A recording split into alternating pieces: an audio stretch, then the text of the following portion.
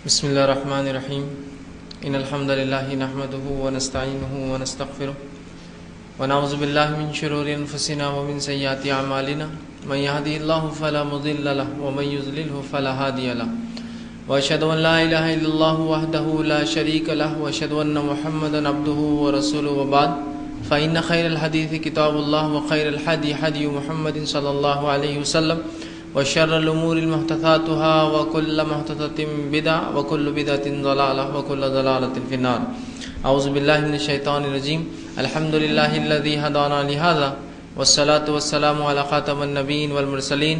رب اشرح لي صدري ويسر لي أمري واحلل عقدة من لساني يفقهوا قولي. أما بعد، تمام تعریفیں اس اللہ عز و جل کے لیے لائق و زیبا ہے جو تمام جہانوں کا بنانے والا اور اسے پالنے والا ہے، اور درود و سلام اس کے آخری نبی محمد صلی اللہ علیہ وسلم پر. الحمدللہ ہم تمام یہاں اس ہفتے واری درس قرآن کے لیے جمع ہوئے ہیں.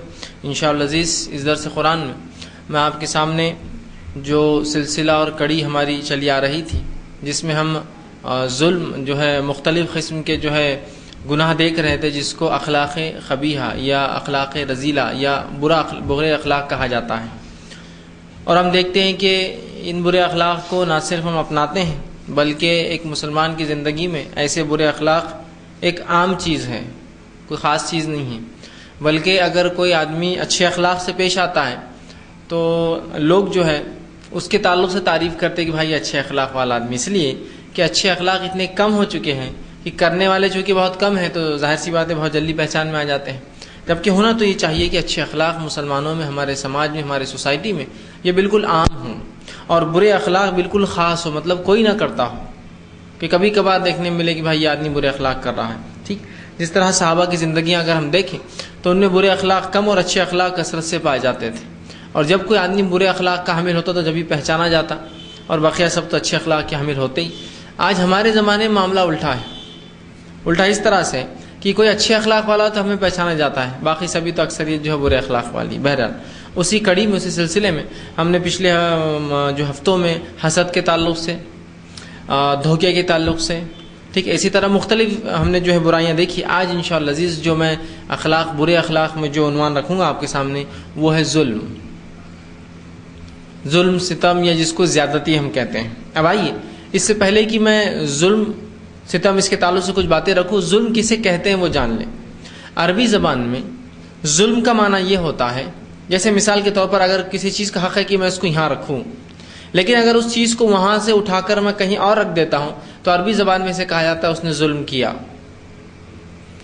سمجھا بات کو؟ مطلب ایک چیز ہے جس کا حق ہے کہ وہ چیز یہاں رہے، اور اس چیز کو اگر میں اٹھا کر اس کے حق پر نہ رکھتے، اس جگہ پہ نہ رکھتے، اگر کہیں بازو رکھ دیتا ہوں تو اس عمل کو عربی زبان میں کہتے ظلم. مطلب کسی کا حق میں اس کو نہ دوں تو وہ ہو گیا ظلم، کہ اس چیز کا حق تھا کہ وہ اس طرف رہے، لیکن اگر میں اٹھا کے اس کو بازو کرتا ہوں تو یہ میں نے ظلم کیا. ٹھیک، تو یہ معنی ہوتا ہے ظلم کا. مطلب جس کا جو حق ہے اگر میں وہ نہ دوں تو میں نے ظلم کیا.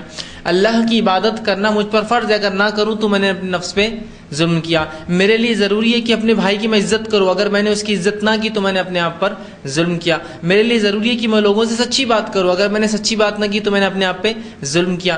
میرے لیے ضروری ہے کہ لوگوں کو مال، ان کی جان، ان کی عزت اور آبرو کی میں حفاظت کروں، اگر میں نے ایسا نہ کیا اور ان کی جان، عزت، آبرو کا جو ہے مذاق اڑایا، کھیل کیا یا ان کو ذلیل کیا تو میں نے کیا کیا؟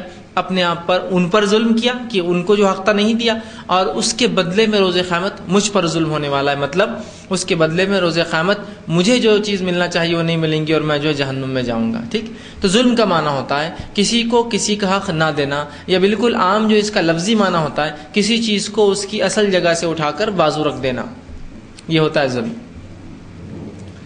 لیکن آج ہم دیکھتے ہیں ظلم اور زیادتی کا معاملہ کیا ہے. آپس میں مسلمانوں کو ایک دوسرے پر ظلم، ایک دوسرے کے حق مارنا، ایک دوسرے کے جو مقامات ہیں اس کو چھیننا، یہ بالکل عام ہو چکا ہے.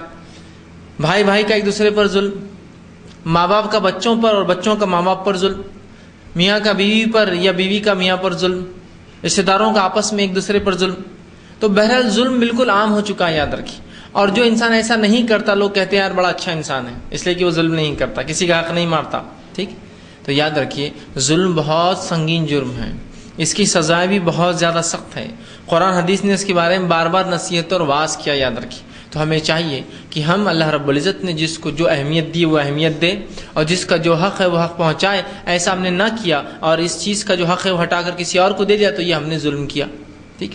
اور ظلم کی بہرحال چھوٹے جس کو کہیں گے درجے سے لے کر اونچے درجے تک ہزار مثالیں آج ہم کو مل سکتی ہیں.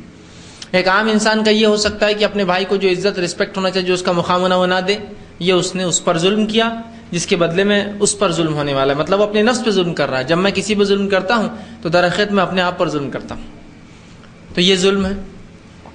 اسی طرح جو ہے کسی کا حق ہے کہ وہ چیز وہ حاصل کرے، میں اسے وہ پوسٹ اور وہ پوزیشن چھین کر کسی دوسرے کو دیتا ہوں اس لیے کہ اس نے مجھے کچھ پیسہ دیا ہے، روپیہ دیا ہے، تو یہ ظلم ہے. چاہے نمبرات بڑھانے کے ذریعے یا اپنی پہچان بتا کر اس میں آدمی کو آگے بڑھانے کے ذریعے اگر میں کروں تو یہ ظلم ہوا. اسی طرح ہم دیکھتے ہیں کہ جو ہے لوگ ایک دوسرے پر ظلم کرتے ہیں کہ میں آپ کی زمین کھا جاؤں، خالی پلاٹ تھا آپ کا پڑا، میں اس پہ حاوی ہو گیا، تو وہ آپ کا حق تھا نا، میں نے چھینا، میں ظالم ہوا. ٹھیک. تو یہ ہوا ظلم. ٹھیک. اسی طرح جو ہے لوگوں کا، قوموں کا آپس میں ایک دوسرے پر ظلم کہ ایک قوم دوسری قوم کو نیچا سمجھے، غلیظ سمجھے، اوچھا سمجھے، اس کو اس لائق نہ سمجھے کہ ہمارے ساتھ بیٹھے اور بات کرے. یہ ہوا قوموں کا ایک دوسرے پر ظلم. اسی طرح ایک ملک دوسرے ملک کو دبانے کی کوشش کرے اور اس کے باشندگان کے مال، دولت اور عزت اور ان کی جانوں کو اپنے اوپر حلال کر لے. جس طرح سے ہم دیکھ رہے مختلف ممالک جو طاقت میں، توانائی میں آگے ہیں، دوسرے ملکوں سے وہ اس پر ظلم کرتے ہیں. جیسا کہ دنیا کے اکثریت حصے کا جو افریقہ والوں پر ظلم، پورے افریقہ کے بر اعظم پر لوگوں نے ظلم کیا کہ ہر کسی نے اپنا مفاد جو ہے ان سے نکالا اور ان کو جو ہے پستی میں رکھا. تو مختلف قسم کے ظلم ہم دیکھتے ہیں، لوگ جو ہے مختلف قسم کے کرتے ہیں. یاد رکھیں شریعت اسلامیہ میں کسی بھی قسم کے ظلم کی رتی برابر بھی، ذرہ برابر بھی اجازت نہیں ہے. یاد رکھیے، مجھے بالکل حق نہیں ہے کہ میں کسی کا حق لے کر کسی اور کو دوں. یہی ہوتا ہے ظلم، کہ کسی کا کوئی چیز کسی کے لیے ہے یا اس چیز کا حق ہے کہ وہاں رہے، اس کو اٹھا کر بازو کر دوں، یہ ہوا ظلم. ہمیں یہ چاہیے کہ ہم نہ ظلم سہے، اور مسلمان کی صفت ہے نہ ہی وہ ظلم کرتا ہے اور نہ ہی وہ ظلم سہتا ہے. یاد رکھیے دونوں چیزیں اس کی فطرت میں نہیں ہیں. ظلم کرتا بھی نہیں، ظلم سہتا بھی نہیں ایک مسلمان. اور نبی اکرم صلی اللہ علیہ وسلم نے اس بات کو حدیث میں یوں فرمایا، انصر اخاک ظالما و مظلوما، مدد کر اپنے بھائی کی، چاہے ظالم ہو چاہے مظلوم ہو. تو صحابہ نے کہ اللہ کے رسول صلی اللہ علیہ وسلم، مظلوم کی مدد کرنا تو سمجھ میں آ رہا، انصر اخاک ظالما و مظلوما، کہ مدد کر بھائی کی چاہے ظالم ہو چاہے مظلوم ہو. تو مظلوم کی مدد تو مظلوم مطلب جس پہ ظلم ہوا، ظالم جو ظلم کرتا ہے اور وہ جو عمل کرتا ہے ظالم، اس کو ظلم کہتے ہیں. جو سہتا ہے وہ مظلوم ہوتا ہے، جو کرتا ہے وہ ظالم ہوتا ہے. ٹھیک. تو صحابہ نے پوچھا اللہ کے رسول صلی اللہ علیہ وسلم، یہ بات تو ہم کو سمجھ میں آ رہی ہے کہ مظلوم کی مدد کرنا، آپ کہہ رہے ہیں کہ مدد، لیکن آپ تو یہ بھی کہہ رہے ہیں کہ ظالم کی بھی مدد کرو. تو ظالم کی مدد کیسے کرے؟ تو آپ صلی اللہ علیہ وسلم نے بیان کیا، ظالم کی مدد اس کو ظلم سے روک کر کرو. مطلب ظالم شخص جو ظلم کر رہا ہے اس کو روکو، اس لیے کہ یہ اس کی مدد ہے. اگر وہ ظلم کرتا رہے گا اور یقینا اللہ رب العزت ناانصافی نہیں کرے گا، یہ بدلہ ہوگا اس ظلم کا جو دنیا میں انہوں نے کیا. اللہ ظلم نہیں کرتا کسی پر، اللہ تو جس کا جو حق ہے وہی دیتا ہے، لیکن چونکہ دنیا میں انہوں نے ظلم کیا تو ظاہر سی قیامت پر ضروری ہے کہ ان لوگوں کو اس کا بدلہ دیا جائے. اور جابر اور ظالم لوگوں کے تعلق سے جو دنیا میں ظلم کرتے ہیں، نبی اکرم صلی اللہ علیہ وسلم فرماتے ہیں کہ روز قیامت جو ہے زمین و آسمان، پوری کائنات اللہ رب العزت کے سیدھے ہاتھ پر لپٹی ہوئی ہوں گی اور اللہ آواز لگائیں گا، انا الملک، آج میں مالک ہوں، آج میں بادشاہ ہوں. این الملوک الارض، کہاں ہیں وہ دنیا کے جو بادشاہ تھے؟ این الجبارون این المتکبرون، کہاں ہیں وہ لوگ جو دنیا میں ظلم، زبردستی اور لوگوں پہ جو ہے ستم ڈھاتے؟ ایسے بادشاہ، ایسے بڑے لوگ جن کے ہاتھ میں اللہ نے قوت دی، طاقت دی اور وہ اسے غلط استعمال کرتے ہیں. این الجبارون، جو جبر کرتے، زبردستی کرتے، لوگوں پہ ظلم ستم کرتے. این المتکبرون، اور اللہ نے جو طاقت دی ہے اس پہ تکبر کرتے. تو روز قیامت یاد رکھیے تمام ظالموں کا بہت برا انجام ہونے والا ہے. اللہ رب العزت قرآن میں فرماتا ہے. تو بہرحال مسلمان کی صفت یہ ہے کہ نہ وہ ظلم سہتا ہے نہ ہی وہ ظلم کرتا ہے. یاد رکھیے دونوں بھی کام مسلمان کا شیوا اور صفت نہیں، بلکہ اگر ظلم ہوتا ہے تو وہ ہٹانے کی کوشش کرتا ہے، ٹھیک، کہ لوگوں پر، اور اگر خود پر ظلم ہوتا ہے تو اس کو ہٹا کر ظالم کی مدد کر کے اس کو ظلم سے روکتا ہے. اگر ایک گروہ، ایک جماعت مسلمانوں کی یہ نہ کر پاتی ہے تو وہ دوسری جماعت جو ہے اس کی مدد کرتی ہے کہ بھائی تم اس پر ظلم نہ کرو، اس پہ زیادتی نہ کرو. ٹھیک. تو یہ مسلمان کی فطرت شیوا ہے. تو گویا جب مسلمان ظلم نہ سہتا ہے نہ کرتا ہے تو ظاہر سی بات ہے اس کا مطلب آپس میں ہماری سوسائٹی، ہمارے سماج، ہمارے معاشرے میں ظلم نہیں ہوتا ہے. لیکن ہم دیکھتے ہیں جہاں مسلمان نہ ظلم کرے نہ ظلم سہے، آج ظلم عام ہو چکا ہے۔ اللہ رب العزت قرآن میں فرماتا ہے سورہ بقرہ سورہ نمبر 2 آیت نمبر 179 میں، اور فرماتا ہے لا تظلمون ولا تظلمون، تم کسی پر ظلم نہ کرو، تم پر ظلم نہیں کیا جائے گا۔ کتنا اچھا اصول ہے، تم کسی پر ظلم نہ کرو، تم پر ظلم نہیں کیا جائے گا۔ مطلب اگر تم ظلم کرو گے تو اللہ بھی جو ہے اس کا بدلہ تمہیں دیں گا۔ اور یہ آیت جو ہے بالکل سود کی حرمت کی آیت کا آخری ٹکڑا ہے۔ یہ سود کی جو حرمت کی آیت ہے اس کا آخری ٹکڑا ہے، تم ظلم نہ کرو، تم پر ظلم نہیں کیا جائے گا۔ مطلب جو تمہارا اصل مال ہے تم کو دے دیا جائے گا، سود کے مال کو تم چھوڑ دو اس لیے کہ اللہ نے حرام قرار دیا، تم ظلم نہ کرو، تم پر ظلم نہ کیا جائے گا۔ لیکن یہ بات عام ہے، یاد رکھیے کہ ظلم ہم نہ کریں گے، ہم پر ظلم نہیں کیا جائے گا۔ اگر ہم ظلم کریں گے ہم پر بھی ظلم کیا جائے گا۔ اگر ہم لوگوں کو تکلیف پہنچائیں گے ہم کو بھی تکلیف پہنچائی جائیں گی۔ اگر ہم لوگوں کے مال، عزت اور آبرو کو اپنے نفس پہ حلال کر لیں گے، آپ دیکھیں گے لوگ ان کے نفس پر آپ کی عزت، مال اور آبرو حلال کر لیتے ہیں۔ ٹھیک، آپ کسی کو کہیں گے کہ یار وہ تو آدمی جھوٹا، اس پہ الزام لگائیں گے تو لوگ آپ پر الزام لگائیں، اس لیے کہ آپ نے کیا کیا، ان کو موقع دیا، ان کو کھلی چھوٹ دی جو ہے ایک دوسرے پہ الزام لگانے کی اور ایک دوسرے کی جو عزت اتارنے کی۔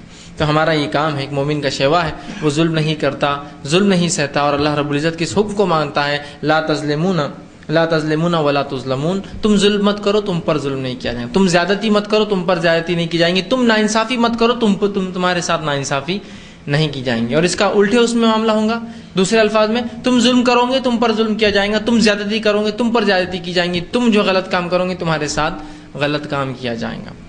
تو ہمارا یہ کام ہے اس معاملے میں ہم بڑی احتیاط کریں کہ ہم کسی پر ظلم نہ کریں، اور انشاءاللہ العزیز پھر ہم پر بھی کوئی ظلم نہیں کرے گا۔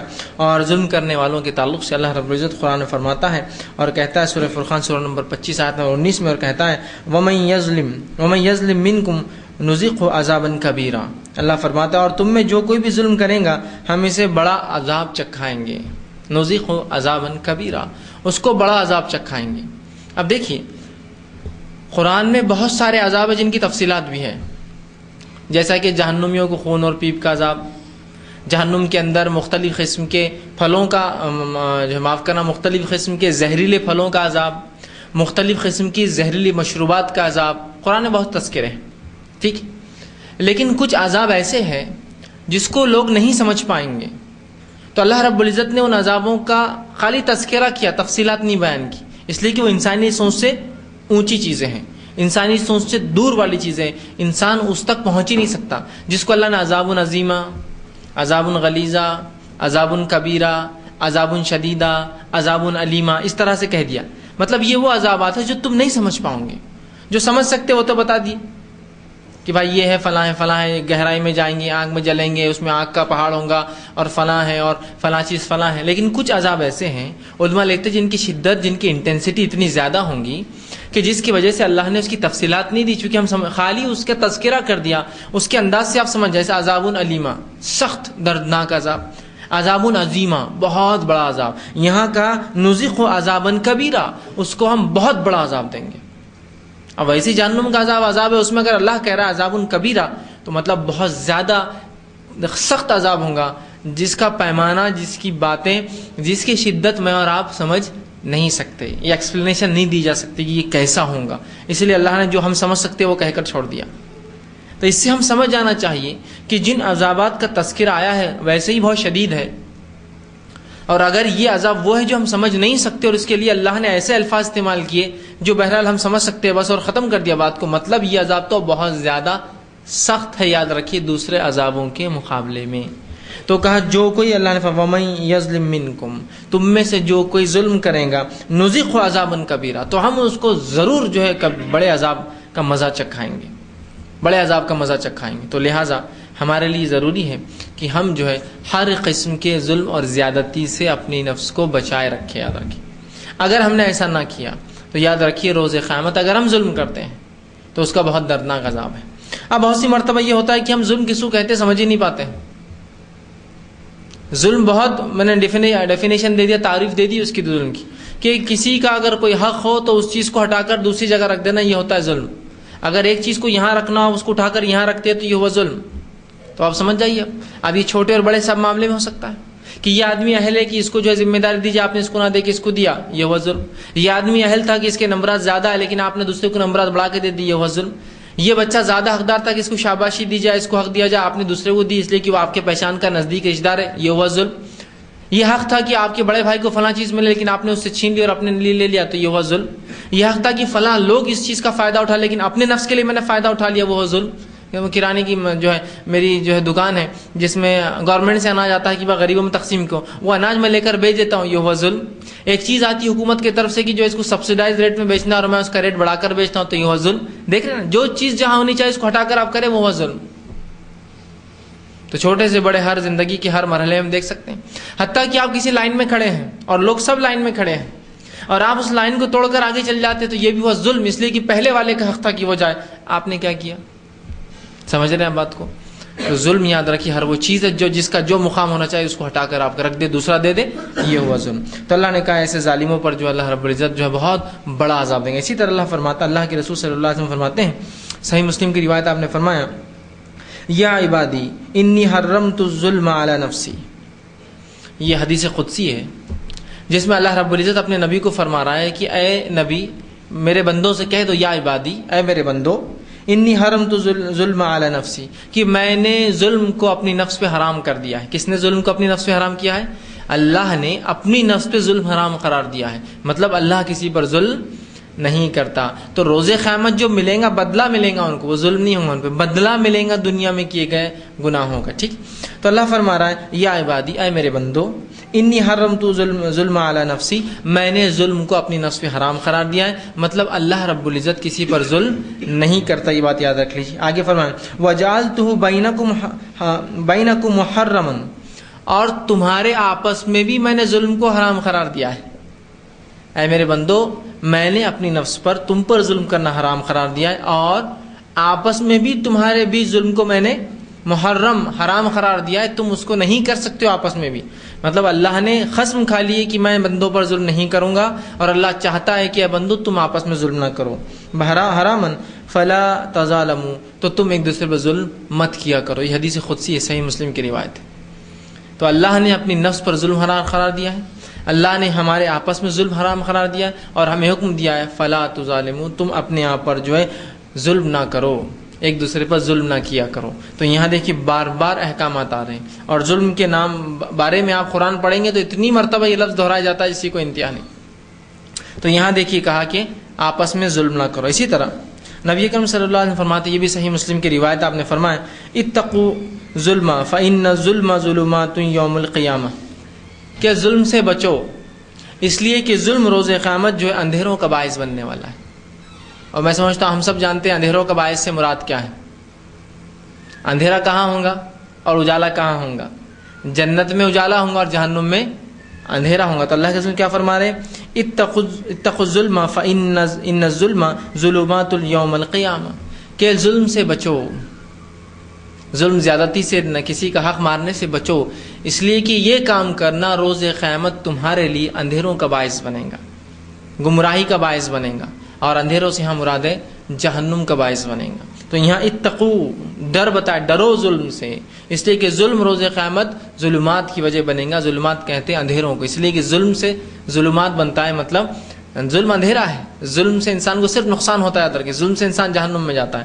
تو کہا ظلم سے بچو، اس لیے کہ ظلم روز قیامت جو ہے اندھیرے کا، تاریکیوں کا، جہنم کا باعث بننے والا ہے۔ اسی طرح آپ صلی اللہ علیہ وسلم فرماتے ہیں، صحیح مسلم کی یہ بھی روایت ہے، اور جس بات کو بڑا عام سمجھتے ہیں، ایسے ظلم ہمارے پاس ہمارے معاشرے میں بڑے عام ہیں، کسی کا حق مار لینا، کسی کی امانت کھا جانا، یہ بھی ظلم ہے نا اس کے ساتھ، ٹھیک، کسی کے بارے میں جھوٹ بولنا، ظلم ہے نا اس کی نفس پر، کہ آپ نے اس کے بارے میں جھوٹ کا، غیبت کر دینا، بہتان باندھ دینا، الزام ڈال دینا کسی پر، کسی کی چیز اگر امانت تو کھا جانا، کسی نے کوئی چیز بھروسے پہ دی تو اس کو لے رہے ہیں نا۔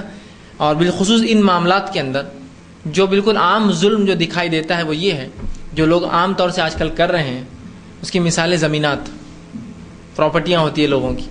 اب کسی نے ایک پراپرٹی لیا، پتہ نہیں کتنے سال پہلے لی تھی، اب وہ اس کو بھی یاد نہیں کیا معاملہ ہے، لیکن وہ جانتا ہے کہ یہ زمین میری ہے، لیکن وہ ثابت نہیں کر سکتا کہ یہ میری، آپ نے وہ چیز کھا گئی، ٹھیک۔ یا آپ کچھ دن کرائے سے کسی گھر میں رہے، آج کل یہ بہت ہوتا ہے، اور کرائے سے کچھ دن رہنے کے بعد آپ دعویٰ کر دیتے پھر کہ یہ گھر میرا ہوگا۔ یاد رکھیے شریعت میں جو شخص کسی چیز کا مالک ہے، 1000 سال کیوں نہیں رہتے آپ اس کے گھر میں، وہی اس کا مالک رہیں گا، اگر آپ نے اس سے وہ گھر خریدا نہ ہو، یا ایسا کوئی معاہدہ نہ ہوا ہو کہ بھائی 100 سال تک میں رہوں گا کرائے سے تو یہ گھر پھر میرا ہو جائے گا. ٹھیک, تو یہ زمینات, جائیدادیں, خالی پلاٹس, کھیتی باڑی جو ہوتی ہے اس میں وہ لوگ زمینات مار لیتے ہیں, یا کوشش کرتے جتنا ہو سکے زمینات کھینچ لوں, ہے نا. اور اس کا نتیجہ, اس کی جو کھلی مثالیں آپ دیکھ سکتے ہیں کہ جب کوئی سوسائٹی بنتی ہے تو بیچارے جو لوگ آخری میں بناتے ہیں گھر, ان کے پلاٹ کبھی بھی چھوٹے ہی بھرتے ہیں, اس لیے کہ وہ بولتا وہ 2 فٹ سر کا تھا میرے پلاٹ میں تو میں 2 فٹ سر کا, تو یہ 2 فٹ سر کا تو وہ 2 فٹ سر کا, اور بیچارہ آخری جو بناتا وہ دونوں طرف سے 2 فٹ والے آئے تو اس کی 4 فٹ کم ہو جاتی. وہ بولتا ہے میری کیا غلطی, بولتے نہیں. مطلب یہ ہے کہ اگر کوئی میرا حق مار لے تو میں بھی تمہارا حق مار لوں گا. اگر کسی نے میری 2 فٹ زمین ماری تھی تو میرا کام تو اس سے لڑوں, میں 2 فٹ آگے بڑھوں, یہ کون سی بات ہوئی؟ لاجیکل ہے کہ یہ کوئی جو ہے یہ کوئی شرعی آپ دلیل لے سکتے ہیں اس کی کہ اگر میں مسجد جاؤں اور میری چپل چوری ہو تو میں کسی کی چپل چرا لوں, میری چپل چوری ہوگی نا تو میں کسی کی چرا لوں گا, یہ کوئی دلیل ہو سکتی ہے, کوئی درست بات ہوئی؟ اگر کسی نے مجھے تھپڑ مارا اور وہ مجھے نہیں ملتا جس نے مارا تو میں بھی کسی کو تھپڑ ماروں گا, اس لیے کسی نے میرے کو تھپڑ مارا, میں کیا کروں؟ سمجھ رہے بات کو؟ یہ درست نہیں, یاد رکھیے یہ بالکل درست نہیں, اس کا کوئی شرعی جواز نہیں. کسی نے میرے ساتھ کوئی ظلم کیا تو میں بھی کسی کے ساتھ ظلم کروں. تو ایسا بہت سی مرتبہ ہوتا ہے زمینات کے تعلق سے. نبی اکرم صلی اللہ علیہ وسلم دیکھیے کیا فرماتے ہیں اس کے تعلق سے, ایسے ظلم کے تعلق سے جو بالخصوص زمینات کے تعلق سے ہوتا ہے. اللہ کے رسول فرماتے ہیں ومن ظلم قید شبر طوقه اللہ من 7 ارضین. یہ جو ہے صحیح بخاری اور صحیح مسلم کی روایت ہے کہ جو ایک بالشت بھی کسی کی جگہ مارتا ہے, شبرین ایک بالشت, بالش سمجھتے ہیں نا, 9 انچ کے قریب ہوتا ہے ایک بڑے آدمی کی بالشت اگر کھولے تو. جو شخص کسی کی ایک بالشت مار لیتا ہے, چرا لیتا ہے, دبا لیتا ہے, غیر شرعی طور سے لے لیتا ہے, تو رسول اللہ صلی اللہ علیہ وسلم فرماتے ہیں اللہ رب العزت روز قیامت اس ظلم کے بدلے طوقه اللہ من 7 ارضین, اللہ 7 زمینوں کا وزن اس کے گلے میں توق کی شکل میں ڈالیں گا, ایک کڑا بنا کر ڈالیں گا اس کے ساتھ گلے میں. اندازہ لگائیے ایک انسان اپنے سر پہ کتنا وزن اٹھا سکتا ہے, سر پر, گردن پر, کاندھے پر انسان بہت سارا وزن اٹھاتا, پیٹھ پہ اٹھاتا ہے, 1.5 کنٹل تک ایک آدمی حمال اٹھا کر بیگ لے جا کے ڈال سکتا ہے. اندازہ لگائے جو ایک بالش زمین مارے گا, اللہ رب العزت, اللہ کے رسول فرماتے ہیں اللہ رب العزت 7 زمینوں کے وزن کے برابر ایک توق بولتے ہیں گلے کے اندر جو قیدیوں کے گلے میں ڈالا جاتا ہے تاکہ بھاگے نہیں, تو توق ڈالیں گا 7 ارضین, 7 زمینوں کا وزن ہوگا اس میں. آپ اندازہ لگائیے, 7 زمین کا کیا وزن بڑھتا ہوں گا, آپ اندازہ لگا سکتا ہے. کوئی گمان بھی کرنا بہت بار مشکل ہوتا ہے, اسٹیمیٹ ہوتے ہیں, کیلکولیشنز ہوتے ہیں, لیکن یقینی طور سے نہیں کتنا وزن ہوگا. آپ ایک اندازہ لگائیں نہیں چھوٹے سے پہاڑ کو دیکھ کر کتنا ہوتا ہے. ایک ٹرک جس کے اندر ایک کھڑی جا رہی ہو اس سے اندازہ کتنا وزنی ہوتا ہے, اس لیے اس میں پتھر ہے, تو پوری زمین سے نکلی ہوئی چیزیں نا, تو پوری زمین کا وزن کتنا بھرے گا. ایسی 7 زمینوں کو توق اس شخص کے گلے میں ڈالیں گا جس شخص نے کسی کی زمین ماری ہو. اور یہ تو سب سے عام کام ہے ہمارے پاس, گھر مار لیا, زمین مار لی, جائیدادیں لوٹ لی, جہاں بسے تھے بس گئے کہ بھائی وہ آدمی تھا مر گیا, اب اس کے وارث جو یہاں نہیں ہیں تو بس جاؤ. اب 10 سال بعد وارث آیا تمہارا, 10 سال سے کہاں تھے, چور لوٹ کے کھاتے تھے اس کو, تو ہم نے بچا لی, چل جاؤ, اب کرایہ لیتے رہو ہم سے, تو پھٹ جاؤ یہاں سے. اب 10 سال سے رہ رہے, ہم نے سب ٹیکس ویکس سب اپنے نام پہ بٹھا لیا. روز قیامت کیا کریں گے بتائیے؟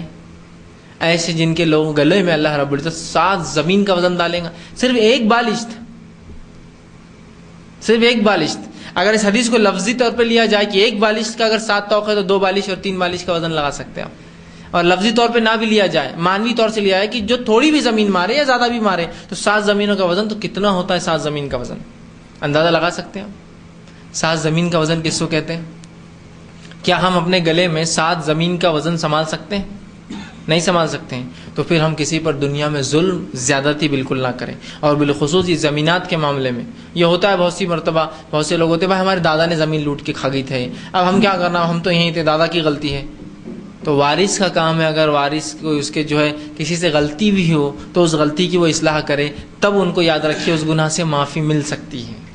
اللہ نے قرآن میں فرمایا اگر کوئی انسان غلط وصیت کر کے جائے, وارث کا کام ہے اس وصیت پہ عمل نہ کرے, تو اس سے جس نے وصیت کی وہ بھی گناہ سے بچ جائیں گے اور آپ بھی بچ جائیں گے. لیکن اگر کوئی غلط وصیت پر عمل کرتا ہے تو وہ مرنے والا بھی گناہگار ہوگا اور جس نے عمل کیا وہ بھی گناہگار ہوگا. یاد رکھیے, ہوتا ہے نا کبھی کہ بھائی ابا نے زندگی میں بولے کہ بھائی بڑے بھائی کو پوری جائیداد دے دو اور مر گئے, تو کیا واقعی میں بڑا بھائی پوری جائیداد لیں گا؟ نہیں, اس لیے کہ یہ غلط وصیت تھی, اس کو توڑ دیا جائے گا اور ویسے ہی حصے ہوں گے جیسے وراثت کا حق ہے, سب کو حصہ ملے گا, بہن بھائی سب کو ملے گا. نہیں باپ نے بول کے گئے تھے تو اب تو میں اس پہ عمل کروں گا, بالکل پکا عمل کروں گا, اس لیے کہ اپنا مفاد ہے, کر لو پھر عمل. آخرت میں کیا کروں گے؟ وہ انسان جس نے غلط وصیت کیا وہ بھی پھنسے گا، اور تم جس نے عمل کیا وہ بھی، اس لیے کہ اللہ نے قرآن میں واضح حکم دیا کہ اگر کوئی انسان مرنے سے پہلے غلط وصیت کر کے جائے تو وہ ذمہ دار اس کا ولی اس وصیت پہ عمل نہ کرے بلکہ اس وصیت کو چینج کر دے۔ لیکن اگر کسی نے وصیت حق کر کی گئی ہو اور کوئی اس کو بدلتا ہے تو اس کا عذاب اس کے گلے میں ہوگا۔ مطلب کسی نے صحیح وصیت کی، شریعت کے مطابق کی، لیکن کوئی عمل نہیں کرتا اس پہ۔ ایسا وارث نے انسان نے وصیت کی جو اس زمین کا مالک تھا کہ بھائی میرے مرنے کے بعد 1/3 میری جائیداد جو ہے کسی کو تقسیم کر دی جائے، اور یہ حق ہے، یہ 1/3 کا حق ہوتا ہے ایک مالک کو کہ اس کو تقسیم، باقی پورے کا نہیں کر سکتا، 100% کا نہیں کر سکتا۔ اب بعد میں مرنے کے بعد لوگ ڈرے وہ 1/3 زمین بھی تو 5-10 کروڑ کی ہو جا رہی، نہیں کون بیچ رہا؟ تو یہاں وہ آدمی جس نے وصیت کو بدلا وہ ذمہ دار ہوا، اور وہاں جس نے وصیت کو نہیں بدلا جو کہ وصیت غلط تھی وہ ذمہ دار ہوگا، کیونکہ یہ بھی ظلم ہے، یہ ظلم ہے۔ نبی اکرم صلی اللہ علیہ وسلم نے تو اولاد کے درمیان بھی ناانصافی کو ظلم قرار دیا۔ مانو تھوڑی بہت کہ اس کو آپ کھلا رہے ہیں اس کو نہیں کھلا رہے ہیں، اس کو آپ دے رہے ہیں اس کو نہیں دے رہے ہیں، لڑکے کو دے رہے ہیں لڑکیوں کو نہیں دے رہے ہیں، یا لڑکوں سے محبت کرتے لڑکیوں سے نہیں کرتے ہیں، یا کسی سے زیادہ محبت کرتے اور کسی سے کم کرتے جس کا اظہار کرتے ہو۔ فطری طور سے کسی سے زیادہ محبت اور کسی سے کم ہونا غلط نہیں ہے، لیکن آپ اظہار کریں اس کا کہ میں اس سے زیادہ کرتا ہوں، یہ تو میرا لاڑکا ہے، باقی سب فلاں ہیں، یہ ہے وہ ہے، ایسے ویسے، تو یہ غلط ہے۔ آپ اظہار مت کیجیے، محبت اس سے کرتے رہیے۔ نبی اکرم صلی اللہ علیہ وسلم آپ کی 9 بیویاں تھیں، ایک سے زیادہ محبت کرتے، سب کو پتا تھا، لیکن کبھی اظہار نہیں کیا کہ میری وہ بیوی عائشہ تو ایسی ہے، وہ تم لوگ تو فلاں ہو، کبھی نہیں، لیکن سب کو پتا تھا کہ آپ فطری طور سے اس سے محبت زیادہ کرتے ہیں۔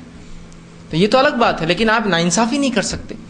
نبی اکرم صلی اللہ علیہ وسلم کے پاس ایک خاتون آئی، نعمان رضی اللہ عنہ کی والدہ۔ نعمان فرماتے ہیں، نعمان بن بشیر رضی اللہ عنہ فرماتے ہیں کہ میرے والد نے مجھے غلام ہبہ کیا، تحفے میں دیا، تحفہ دیا، اور میری ماں سے کہا کہ تم گواہ رہنا کہ یہ غلام میں نے نعمان کو تحفے میں دیا، ہبہ کر دیا۔ مطلب اب نعمان کا غلام ہوا، نعمان بڑا ہوگا تو اس سے کام لے گا، اور غلاموں کو بھی ظاہر سے تقسیم ہوں گی چونکہ وہ ملکیت ہوتی تھی۔ تو ان کی بیوی بڑی ہوشیار تھی، انہوں نے کہا کہ نہیں، جب تک تم اس معاملے پر نبی اکرم صلی اللہ علیہ وسلم کو گواہ نہ بنا دو میں اس کو نہیں مانوں گی۔ تو کہا اچھا چلو۔ نعمان کہتے میرے والد مجھے لے کر بشیر رضی اللہ عنہ چلے اور نبی اکرم صلی اللہ علیہ وسلم کے پاس آیا اور کہا اللہ کے رسول میں آپ گواہ رہیے، میں نعمان کو جو ہے غلام جو ہے تحفہ دے رہا ہوں۔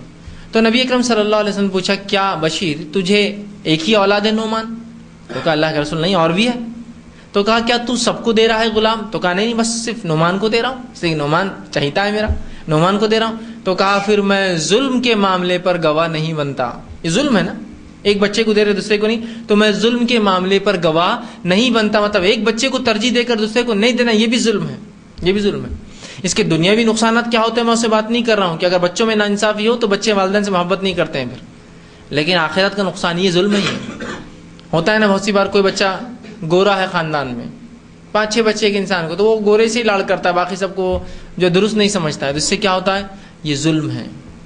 ہاں یہ الگ بات ہے کسی سے فطری کسی کو محبت زیادہ ہو، لیکن اس کا معنی یہ نہیں کہ آپ تقسیم میں فرق کریں گے، اس کو زیادہ دیں گے، اس کو اس کے محبت کا اظہار کریں اور باقی کی نفرت کا اظہار کریں، نہیں، وہ سب ٹھیک ہے، آپ خاموشی میں اس سے محبت کا اظہار کر سکتے ہیں اپنی، لیکن جو ہے آپ یہ نہیں کہ آپ اگر 4 بچے اور چاروں کو چاکلیٹ لاتے ہیں تو صرف ایک جو آپ کو پسند ہے اس کو 2 دیتے اور باقی کو، یہ الگ بات ہے کہ آپ یہ کرے طے کہ بھائی میں جو ہے جو بچہ فلاں کام کرے گا اس کو 2 دوں گا باقی سب کو 1 دوں گا، یہ الگ چیز ہے، تو کمپٹیشن ہے، ایگزامینیشن ہے، یا ان کو ترغیب دلانا، ترجیح دینا، بڑھاوا دینا، وہ الگ چیز ہے، لیکن ظلم نہیں کریں گے آپ۔ تو یہاں بچوں کو تحفہ ہبہ کر رہے تھے وہ غلام، دوسرے کو نہیں کہتا، آپ نے فرمایا ظلم ہی ہے، یہ ظلم ہے، ٹھیک۔ تو اللہ کے رسول صلی اللہ علیہ وسلم فرماتے ظلم کے تعلق سے کہ زمین کے تعلق سے کہ جو ایک بالی زمین بھی کسی کی کھا جائیں گا تو روز قیامت اللہ رب العزت اسے گلے میں 7 زمینوں کے برابر طوق ڈالیں گا۔ تو یاد رکھیے اس معاملے میں بڑا احتیاط کیجیے، کسی کی بھی زمین ہے، خالی زمین ہے، خالی تھا، فلاں تھا، آپ نے کچھ بھی اس کے لیے کیا ہو وہ آپ کی ملکیت نہیں بنتی، اس لیے کہ یہ ناجائز طریقوں سے لوگ مسلمانوں نے ایک دوسرے بڑا ظلم کیا، بڑی زمین اور جائیدادیں ایک دوسرے کی کھا کر بیٹھے ہیں، جس کی وجہ سے دنیا میں رنجشوں اور قتل و غارت گیری کی وجہ بنتی ہے تمام چیزیں، اور آخرت کے اندر جس نے یہ کام کیا وہ اور اس کے وارثین اگر اس پتہ چلنے کے بعد کہ ہمارا نہیں اگر حق جتاتے ہیں تو دونوں روزے خاند پھنسیں گے۔ یہ نہیں کہ ہمارے دادا نہیں کیے تھے اللہ ان کو عذاب دیں گا لیکن اب ہم مجبور ہیں، ہم تو یہیں رہ رہے، نہیں، آپ کو چھوڑنا پڑے گا، یاد رکھیے چھوڑنا پڑے گا، چاہے وہ آپ نے اس پہ کچھ بھی کیا ہو۔ اس کی دلیل کہ میں نے اس کو سوارا سدھارا اور زمین کو اچھا رکھا، تو اگر تم نے سوارا سدھارا اچھا رکھا تو اس کے بدلے خود رہ کر فائدہ بھی تو اٹھایا، اس کا ہو گیا برابر دونوں کا۔ اس کی دلیل کہ آپ کو واپس لوٹانا ہے۔ نبی اکرم صلی اللہ علیہ وسلم فرماتے بنی اسرائیل میں واقعہ سناتے، وہ 3 لوگ تھے جو ایک بار غار میں گئے اور اوپر سے پتھر آ گیا، بارش سے بچنے گئے تھے اور وہ منہ پر لگ گیا، تینوں نے اپنی ایک ایک نیکی بتائی، کہا کہ اپنے نیکیوں کا وسیلہ مانگو. ایک شخص نے کیا وسیلہ مانگا ہے؟ اللہ میرے پاس ایک غلام تھا جس نے ایک کام میرے پاس کیا، وہ کام کر کے میرے پاس سے چلا گیا، اپنی اجرت نہیں لی، اس نے کمیشن پیسہ نہیں لیا، اس کی جو محنتانہ ہوتا تھا وہ نہیں لیا، اور وہ چلا گیا. میں نے اس پیسے کو لے کر جو ہے انویسٹ کر دیا، اس کو جو ہے اپنے تجارت میں لگا دیا، اور اس پیسے سے جو اس غلام کا چھوٹا سا حصہ تھا جو اس کی اجرت تھی ایک دن کی، میں نے ایک بزنس میں لگایا، اور اتنی اللہ برکت ہوئی کہ اس پیسے سے اتنے میں نے بھیڑ بکری لے لی کہ 2 پہاڑوں کے بیچ میں جو ہے وہ بھیڑ بکری بھرنا شروع. اتنی زیادہ، مطلب 2 پہاڑوں کے بیچ کی جتنی جگہ تھی اس میں پورا ریوڑ تھا اس کا. صرف کس وجہ سے؟ اس ایک دن کی غلام کی اس غلامی کا بدلہ، اس کی محنتانہ جو تھا بچ گیا، انہوں نے انویسٹ کر دیا اپنے بزنس میں. اب ہوا یوں کہ وہ شخص کئی زمانے بعد مجھ سے اور کہا، اے شخص میری محنتانہ دے، بدلہ دے اس کا. میں نے کہا جو کچھ 2 پہاڑ کے بیچ میں تیرا ہے لے جا. اس نے کہا مذاق کیوں کرتا ہے، میرا تو اتنا چھوٹا سا اجرت تھی اس ایک دن کی، اس کا کیا بدلہ ہوگا، بس وہ مجھے دے دے. تو کہا تیری وہ اجرت کو میں نے لگا دیا تھا، میرے بزنس میں انویسٹ کر دیا تھا، جس کی وجہ سے اللہ نے اتنی برکت دی، اور یہ سب تیری اجرت کا نتیجہ ہے. اے اللہ، اس نے وہ مکمل جانور ایک بکری اٹھا کر لے گیا. اس نے کہا اچھا میرا ہے تو پھر پورا مجھے دو. اور اس نے سب کچھ لے گیا، حتیٰ کہ ایک بکری بھی نہیں چھوڑا اس کے لیے. کہا اللہ میں نے تیرے لیے کیا تھا، اور کیا تھا مجھے خوف اور ڈر، یہ تیرے لیے میں نے کیا تھا کہ وہ کیا، اور یہ عمل میں نے تیرے لیے کیا، تو اس مصیبت کو مجھ سے دور کر. اور پتھر جو تھوڑا سا کھسک گیا. تو یہاں بھی شخص نے کیا کیا، جو کچھ اس کا تھا، یہ نہیں کہا کہ تم تو چلے گئے تھے اجرت چھوڑ کے، جناب میں نے سنبھالا اس کو، میں نے رکھا، میں نے اٹھایا. کہ تو وہ جو بھیڑ بکریاں تھے جتنے سال میں اتنے بنے، اتنے سال فائدہ بھی تو اس نے اٹھایا نا، دودھ کا اور اس کا تمام چیزوں کا. تو ظاہر سی بات ہے وہ اس کا ہوا. پھر ہم یہ نہیں کہہ سکتے ہم اتنے دن سنبھالے، تم تو باہر چلے گئے تھے، یہاں تو لوٹ کے کھا جا رہے تھے لوگ، فلاں ہو رہا تھا. نہیں، وہ سب نہیں. اگر آپ نے سنبھالا تو آپ نے اس کا بدلہ بھی لیا، آپ نے اس کا فائدہ بھی تو پایا، وہاں رہے کرے آپ. نہیں تو آپ اسے اجرت لے لیجیے، لیکن وہ حق نہیں ہو جاتا آپ کا کہ میں وہ زمین میرے نام پہ کر لوں. یہ معاملہ بہت سنگین ہوتا ہے، یاد رکھیے. ٹھیک. تو رسول اللہ صلی اللہ علیہ وسلم فرمائے جو ایسا کریں گا، 1 بالی زمین لیں گا روز قیامت، اللہ 7 زمین کا توق اس کے گلے میں وزن ڈالیں گا. اسی طرح ظالم کے تعلق سے نبی اکرم صلی اللہ علیہ وسلم فرماتے ہیں، اور حدیث میں آپ نے یوں کہا، یہ صحیح بخاری اور صحیح مسلم کی روایت ہے، آپ نے فرمایا ان اللہ لا یملی للظالم فاذا اخذه لم یفلته ثم قرا، کہ اللہ رب العزت ظالم کو جو ہے مہلت دیتا ہے. اللہ رب العزت ان اللہ لا یملی، کہ اللہ تعالیٰ ظالم کو مہلت دیتا ہے، چھوٹ دیتا ہے، ڈھیل دیتا ہے. ہوتا ہے نا بہت سی بار لوگ ظلم کرتے ہیں لیکن لوگ بولتے ہیں ان کو بدلہ کیوں نہیں مل رہا، اللہ ان کو ڈھیل دیتا ہے. ڈھیل توبہ کے لیے، ڈھیل اگر توبہ نہیں کرتے تو پھر اور سرکشی میں ڈبا کر سزا دیتا ہے. ڈھیل دیتا ہے، مہلت دیتا ہے. پھر فرمایا فَإِذَا أَخَذَتْ لَمْ يُفْلِتْهُ، لیکن جب پکڑتا ہے تو پھر موقع نہیں دیتا. ظالموں کا معاملہ کیا ہوتا ہے، اللہ ان کو ڈھیل دیتا ہے، لیکن جب گرفت میں لیتا ہے تو بس ختم، پھر ان کو موقع نہیں ملتا ہے. فرعون نے جو ظلم کرنا تھا ڈھا لی، بنی اسرائیل پر، اقوام پر، دنیا پر ظلم ڈھا دیا. اس جب اللہ نے اسے گرفت میں لیا، پانی میں ڈوبنے لگا، تو پھر کیا کہا، میں ایمان لایا موسیٰ اور ہارون کے رب پر، ہے نا، بولنے لگا. اور وہ ارادہ ہی کر رہا تھا کہ اب کلمہ پڑھوں، یہ کہہ کر کہ میں ایمان لایا ہوں. جو ہے جبرائیل علیہ السلام نے جو ہے جس جگہ وہ ڈوب رہا تھا، اس جو ہے ندی کی مٹی، سمندر کی مٹی نکال کر اس کے منہ میں ڈال دی. کہا گیا وقت ختم ہو گیا نا، آخری وقت میں جو توبہ ہوتی ہے وہ قبول نہیں ہوتی. یاد رکھیے، یہ دیکھ چکا تھا اپنی موت، تو تب کہہ رہا تھا میں ایمان لایا موسیٰ اور ہارون کے رب پر. کہا بیکار ہے، اس کے منہ مٹی ڈالی اور مر گیا، غرق ہو گیا. آخر تک اللہ کیا ایسے ہی پکڑتا ہے. عاد اور سمود اپنے ظلم میں بڑے بڑھ گئے، آ گئے.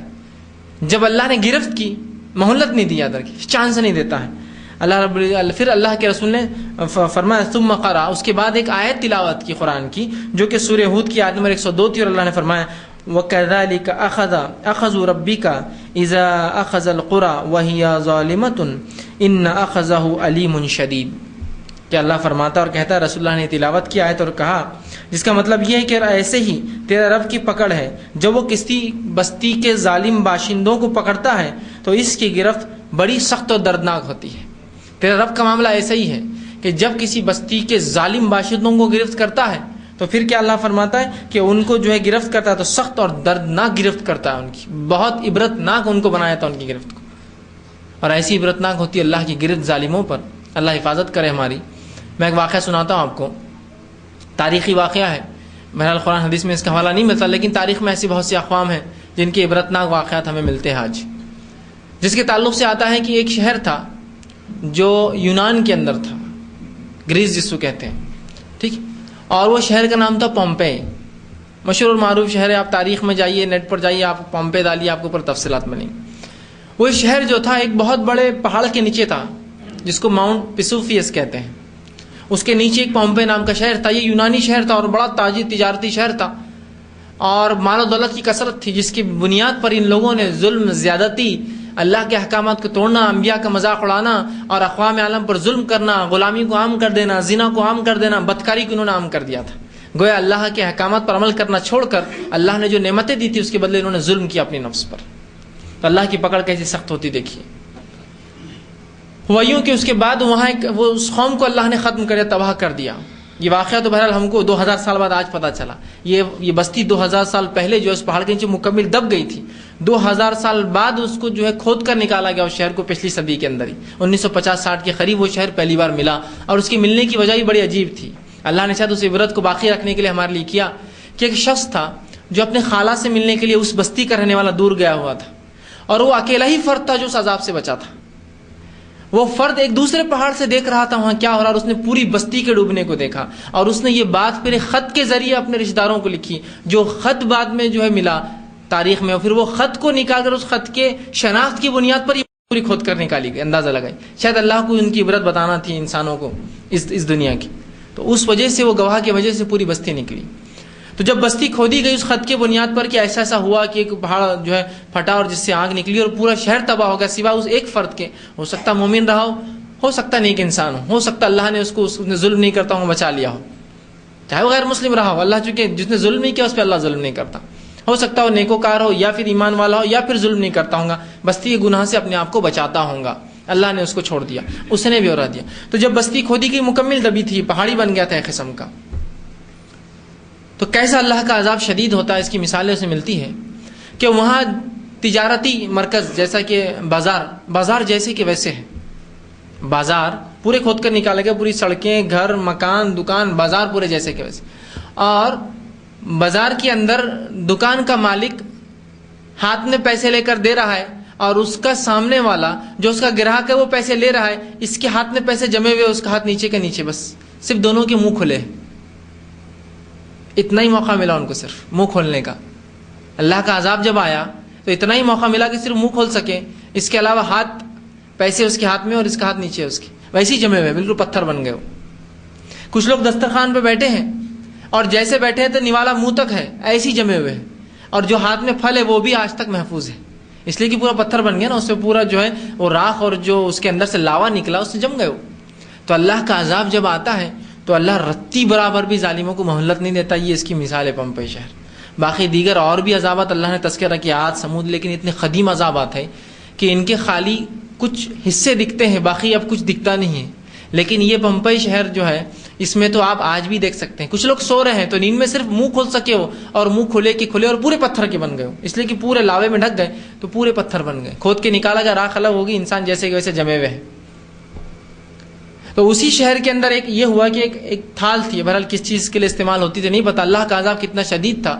ایک تھال تھی، بڑا ایک مرتبان تھا، اب جو بھی کام میں آتا ہو، جس کا وزن 400 کلو تھا، لوہے کا بنا ہوا 400 کلو کا ایک مرتبان جس میں کھانا بنتا تھا.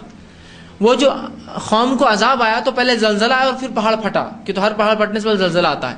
تو وہ جو رکابی یا مرتبان تھا جس میں وہ کھانا پکاتے ہوں گے، رکھتے ہوں گے، بہرحال جو بھی کرتے ہوں گے، تو وہ 400 کلو کا مرتبان اپنے جگہ سے اڑ کر جا کر سامنے کی دیوار پر پڑا. جو گھر تھا اس کی سامنے کی دیوار پر لگا جو کہ پہاڑ کے اندر تراشا ہوا تھا. تو وہ مرتبان وہاں جا کر دیوار میں پھنس گیا. مطلب اس شدید زور سے جا کر لگا وہ اس پہاڑ پہ دیوار پر کہ اس نے جگہ بنا کر اپنے آپ کو دھسا لیا اس کے اندر. اتنا سخت زلزلہ تھا وہ کہ ایک 400 کلو کی چیز اٹھ کر جا کے دوسری دیوار پر ہوا کیسی پڑ گئی. تو اندازہ لگائی جب اتنا بڑا اور زبردست جھٹکا رہا ہوں گا تو انسانوں کو کیا موقع ملا ہوں گا ہلنے چلنے اور بھاگنے کا. صرف سوچنے میں وہ رہ گئے ہوں گے کیا ہوا. تو لینے والا چیزیں خرید رہا ہے تو ویسی جمع ہے، دینے والا پیسہ دے رہا ہے تو ویسی جمع ہے، لینے والا گراہک پیسہ لے رہا ہے تو ویسی جمع ہے. تو ظالموں کا حال یہی ہوتا ہے، یاد رکھیے. اور ظلم چھوٹا ہو یا بڑا ہو، ظلم ہے، یاد رکھیے. آپ یہ نہ سارے ان کا ظلم تو بہت بڑا تھا، اللہ کے ساتھ ظلم کیا نا، ایمان نہیں لائے ہوں گے، گناہ کر رہے ہوں گے. نہیں، ظلم ہے. ظلم چھوٹے اور بڑا فرق کر کے اپنے آپ پہ ظلم حلال مت کر لیجئے کہ چلتا اتنا تو کر رہا ہوں. نہیں، حلال اور جائز نہیں ہوں گا، یاد رکھیے. کسی بھی قسم کا ظلم جو ہے مجھ پر اور آپ پر جائز نہیں ہے. ٹھیک. تو اللہ کے رسول نے فرمایا جب اللہ ظالم کو مہلت دیتا ہے اور اس کے بعد جب گرفت کرتا ہے تو پھر کوئی چانس اس کو مہلت نہیں دی جاتی اور وہ ظلم کے اندر جو پکڑا جاتا ہے. اور سورہ ہود کی آیت تلاوت کی جس کی مثال عاد اور سمود کی بستیاں ہیں، نوح علیہ الصلوۃ والسلام کی قوم ہے. ٹھیک ہے. اور دیگر انبیاء علیہ الصلوۃ والسلام کے پیروکار جو ایمان لا کر بچ گئے اور جنہوں نے نہیں لایا اور اپنے نفس پہ ظلم کے اللہ کی بات کا انکار کر کے، وہ تمام مثالیں قرآن کے عذابات آپ دیکھ سکتے ہیں، چاہے وہ جو ہے لوط علیہ السلام کی قوم کا عذاب ہو، یا ابراہیم علیہ السلام کی قوم پر جو ایمان نہ لائی تو بعد میں بادشاہ اور ان کی قوم کا حال کیا ہو، یا عاد اور سمود کے واقعات ہیں، یا اصحاب الایکہ ہے، قوم تبا ہے، یا اور کئی مثالیں بہرحال مختلف قوموں کی مل سکتی ہے، یاد رکھیے. ٹھیک. جس کا تذکرہ مختلف جگہوں پہ قرآن نے کیا. تو ظالموں کو اللہ پھر جب موقع آتا ہے، جب گرفت کرتا ہے تو ان کو چھوٹ اور مہلت نہیں دیتا. اسی طرح نبی اکرم صلی اللہ علیہ وسلم فرماتے اور کہتے ہیں، صحیح بخاری کی روایت اور فرماتے ہیں واتقی دعوت المظلوم، کہ مظلوم کی دعا سے بچتے رہا کرو. مطلب ظلم مت کرو، جس پر ظلم ہوگا تو وہ مظلوم ہوگا، تو مظلوم کی دعا سے بچو. مطلب یہ کہ ظلم مت کرو کسی پر. تو کہا اتقو دعوت مظلوم، کہ مظلوم کے جو ہے دعا سے بچا کرو یا اس کی بد دعا سے بچا کرو. مطلب کسی پہ ظلم مت کرو، جب تم ظلم کرو گے تو بد دعا کر دیں گا. تو فرمایا کہ مظلوم کی بد دعا سے بچ، فإنہ لیس بینہا وبین اللہ حجاب، اس لیے کہ اس کے اور اللہ کے بیچ میں کوئی آڑ نہیں ہوتی. مطلب مظلوم کی دعا اللہ سیدھے سن لیتا ہے، مظلوم کی اور اس کے رب کے بیچ میں آڑ نہیں ہے، کوئی آڑ نہیں. اس لیے کہ اللہ کا ذمہ ہے کسی پہ ظلم ہو رہا تو اس کی دعا کو وہ سنے. یہ الگ بات ہے کہ اللہ جب جواب دیتا ہے ان دعاؤں کا قبول کر کے، تھوڑا سا وقت لگتا ہے، لیکن جب گرفت کرتا ہے تو بہت ہی سخت گرفت ہوتی جاتا ہے. پھر دنیا کے لیے عبرت بن جاتے ہیں. یہ الگ بات ہے کہ ان کے اموات کے واقعات چھپا دیے جاتے ہیں، لیکن ان کی موتیں یہ جو ہے زبردست عبرت بن جاتی ہے لوگوں کے لیے، یاد رکھیے.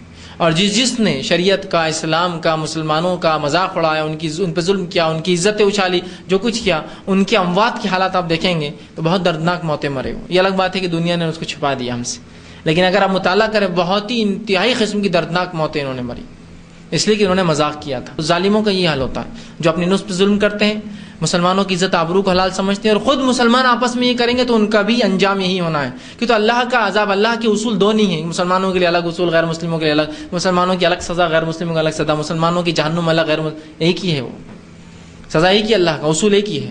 ظلم کرو گے تم پر ظلم کیا جائے گا، تم کو اس کا بدلہ دیا جائے گا.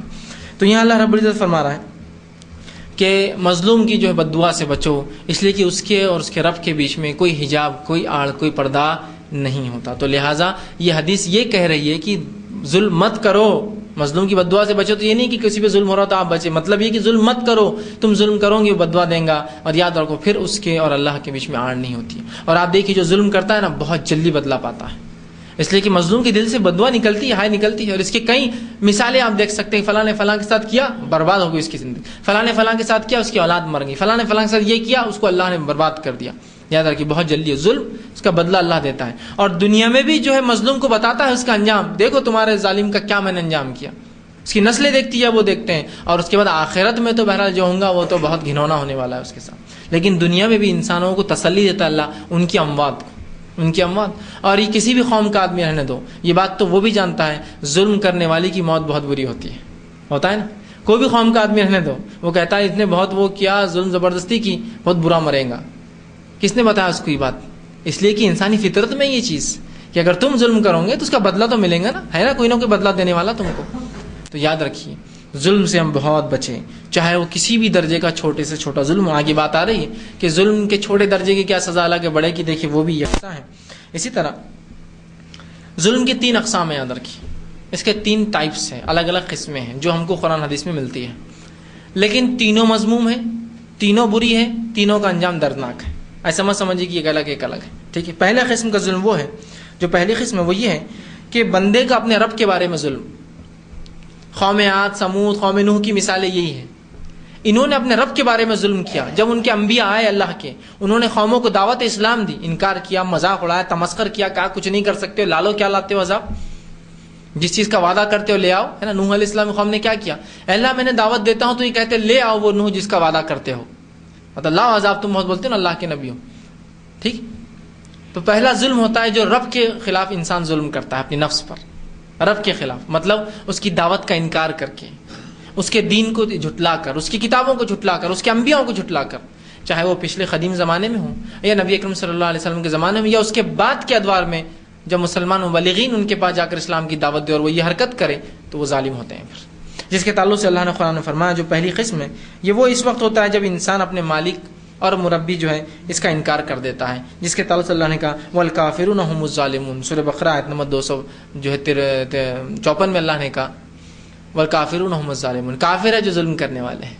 مطلب کافر اپنے نفس پہ کیا کرتے ہیں؟ اللہ کا انکار کر کے ظلم کرتے ہیں. اسی طرح اللہ تعالیٰ کی عبادت ترک کر دینا، اس کی ربوبیت کو جھٹلانا یا اس کو تو ماننا لیکن اس کا شریک کرنا، شرک کرنا، یہ بھی قسم کا ظلم ہے. ایک تو ہے کہ سرے سے انکار کرنا اپنے مالک کا، جو دیگر قوموں کے ایسا کہا اللہ نے والکافرون هم الظالمون، کافر ظالم ہے. دوسرا ظلم یہ ہے اللہ کی عبادت سے انکار کرنا یا اللہ کے ساتھ کسی اور کی بات کرنا، شرک کرنا، یہ بھی ظلم ہے. اس کے تعلق سے اللہ رب العزت نے سورہ لقمان سورہ نمبر 31 آیت نمبر 13 میں کہا ان الشرک لظلم عظیم، کہ لقمان اپنے بیٹے کو نصیحت کرے اور کہہ رہے اے بیٹے شرک سب سے بڑا ظلم ہے. تو یہاں کیا کر رہے ہیں لوگ؟ اللہ کی عبادت تو کر رہے ہیں لیکن ساتھ میں دوسروں کو شریک کر رہے ہیں، تو یہ بھی ظلم ہے. تو پہلے ظلم کی قسم جو اللہ کے تعلق سے انسان کرتا ہے یا تو اللہ کا انکار کر کے یا تو اللہ کا اقرار کر کے لیکن اس کے ساتھ شرک کر کے یا اس کی عبادت کا انکار. میں اللہ کو تو مانتا ہوں لیکن یہ فرائض نہیں بولنا مجھے، تو یہ بھی کیا ہوا؟ ظلم ہوا. یہ بھی ظلم ہوا. یہ پہلی قسم ہے ظلم کی. ٹھیک. دوسری ظلم کی قسم وہ ہوتی ہے جو انسان اللہ کی مخلوق اور دوسرے انسانوں پر ظلم کرتا ہے. ظلم کی دوسری قسم جو انسان اللہ کی مخلوق، جانور ہے، چرند پرند ہے، مچھلیاں ہیں، ان پر یا ان دوسرے انسانوں پر کرتا ہے، یہ ظلم کی دوسری قسم یاد رکھیے. ایک تو اللہ کی ذات میں انسان ظلم کر رہا ہے، اس کے ساتھ عبادت نہیں کر کے انکار ہے. دوسرا دیگر مخلوقات پہ اللہ کی اور انسانوں پر ظلم کرتا ہے، یہ دوسری قسم یاد رکھیے. اور اس کے تعلق سے بچنے کا بڑا حکم آیا ہے. اور حالانکہ تینوں مذمت کے لائق ہیں. صحیح بخاری کی روایت ہے، آپ صلی اللہ علیہ وسلم فرماتے اور کہتے ہیں جس نے اپنے کسی بھائی کی عزت کا یا کوئی اور حق دینا ہے تو آج ہی اسے حلال کر لے. کیا فرما رہے ہیں آپ؟ جس نے اپنی بھائی کی عزت کا کوئی معاملہ یا کوئی چیز دینا ہے تو آج ہی دے کر حلال کر لے. مطلب یہ کہ آج دے لے یا اس کا بدلہ لے لے کہ بھائی میں نے آپ سے پیسہ لیا تھا، یہ پیسہ لے لو، حلال. اب میرے پہ کچھ باقی نہیں. میں نے آپ کی زمین لوٹی تھی بھائی، میں آج توبہ کرتا ہوں، واپس دیتا ہوں آپ کو، آج ہی کر لو. میں نے آپ کو غلطی سے اس دن مارا تھا، چاہے تو آپ مجھے مار دیجئے، معاملہ آج ختم کر دو. میں نے اس دن آپ کو گالی دے دی تھی، آپ چاہے تو لوٹا کر گالی دے دیجئے، آج بدلہ میرا ختم کر دیجئے. اس لیے کہ رسول اللہ فرما رہے ہیں کہ جس کسی نے اپنے بھائی کی عزت یا کوئی اور حق دینا ہے تو آج ہی دے دو، آج لوٹا دو اس کو دنیا کے اندر. اس لیے کہ آج ہی حلال کر لے، اس سے پہلے کہ جب درہم و دینار نہیں چلنے والے، اس سے پہلے کہ جب درہم و دینار روپیہ پیسہ نہیں چلنے والا ہے. اور اگر اس کے پاس نیک اعمال ہوں گے تو وہی بدلے میں دیے جائیں گے، اور اگر نیک عمل نہیں ہوں گے تو سامنے والے کے گناہ اس کے سر پر ڈالے جائیں گے. کیا فرمایا آپ نے؟ کوئی عزت کا حق کیا ہو سکتا؟ گالی دی، چغلی کی، الزام لگایا، برا بھلا کہہ دیا، کچھ بھی بول دیا جو اس آدمی نے نہیں کیا تھا، ہے نا، یہ ہوتا ہے سب عزت کا. یا کوئی اور حق، روپیہ پیسہ تھا، بچی پہ ظلم کیا، اس کے زمین لوٹ لی تھی، اس کی گھر میں بس گئے تھے، واپس نہیں دیا، کسی بھی قسم کا ظلم، کوئی چیز چرا لی تھی، ظلم کیا تھا اس پہ، تو وہ جا کر واپس دے دے، بھائی میرے سے غلطی ہوئی، یہ چیز آپ کی میں لوٹاتا ہوں آپ کو. ٹھیک ہے، دے دے. اس لیے کہ اس دن قیامت کے روز دینار اور درہم نہیں چلیں گے. اس کی نیکیاں اگر ہوں گی تو اس کو دے دی جائیں گی، اور اس کے پاس نیکیاں نہیں ہوں گی تو اس کے گناہ لے کر اس کے سر پہ ڈال دیے جائیں گے. تو اس سے پہلے ہی وہ کر لے. کہاں بدلہ دیں گے؟ کہاں اپنی نیکیاں کسی کو اٹھا کر دو، اور کہاں کسی سے اس کے عذاب اپنے اگر نیکیاں نہ ہو تو لو. تو آپ نے نمونہ دے دیا. اور آپ کی زندگی کے بعد علی بن ابی طالب رضی اللہ عنہ جب تک زندہ رہے تب تک یہ مکہ میں ہر حج میں اعلان کرتے اور کہتے اگر رسول اللہ صلی اللہ علیہ وسلم پر کوئی ادھار باقی ہو یا کوئی وعدہ آپ نے کیا ہو جو پورا نہ کیا ہو تو مجھ سے آ کر کہہ دے، میں بلا تحقیق وہ وعدہ پورا کر دوں گا، یا کچھ لیا ہوں گا تو واپس دے دوں گا. یہ پوری زندگی آپ اعلان کرتے رہے. کیوں؟ اس لیے کہ بندوں کا حق ہے نا. ان کے انتقال کے بعد روایت میں آتا ہے کہ حسن اور حسین دونوں آپ کے نواسے اپنی پوری زندگی ہر حج میں اعلان کرتے اگر ہماری نانا کی طرف سے کوئی ادھار یا کوئی وعدہ ہمارے نانا نے کیا ہو کسی سے جو ان پر ابھی باقی ادھار تو آ کر لے لے، ہم بلا تحقیق پوچھیں گے نہیں کب کیا کیوں، بلا تحقیق وہ چیز لوٹا دیں گے.